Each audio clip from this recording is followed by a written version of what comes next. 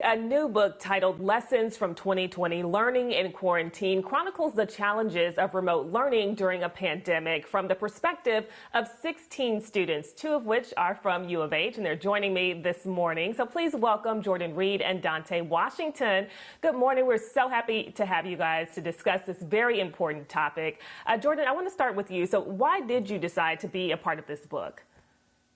I wanted to be a part of this book to share my story with others. I wanted to let them know that they were not alone and that if they needed to, they could have the courage to ask questions and get the help that they needed.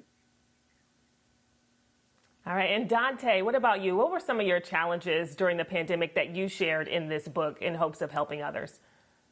Some of the challenges that I shared within my portion of writing the book was just the fact that really to truly acknowledge that everybody went through the same thing. It was a great culture shock for different college students, not being able to just have those same interactions in the classroom and really just kind of talk and really get the same effect and, truly grasp everything. So I wanted to really just share and just kind of know, just to inspire to others that it's okay, just to keep going, keep pushing and, really just take advantage of everything at hand.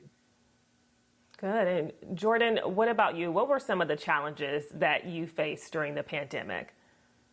So I just want to start off saying that I was going through a pandemic before the pandemic even happened. My father, he went in for routine back surgery in October 2019 and had a brain aneurysm. So then he was transported to a long-term care facility, and that's when the pandemic happened, March 2020, and we were unable to see him. So I was separated from my family. I was on campus. I had a job.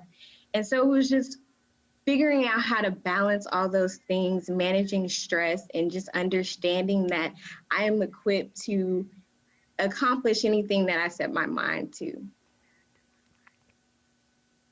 Jordan, I'm so sorry to hear about your father. How did you cope with it all?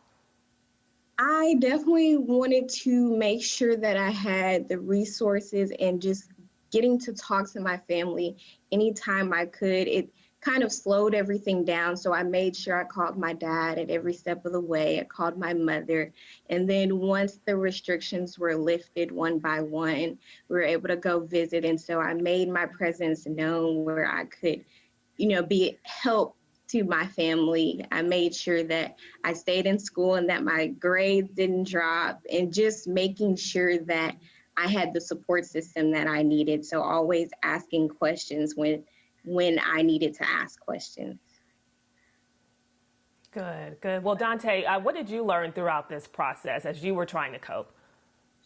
It was a great learning experience for me as I was trying to cope with everything.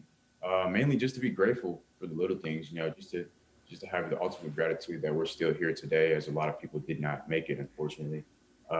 Just appreciating little things in life.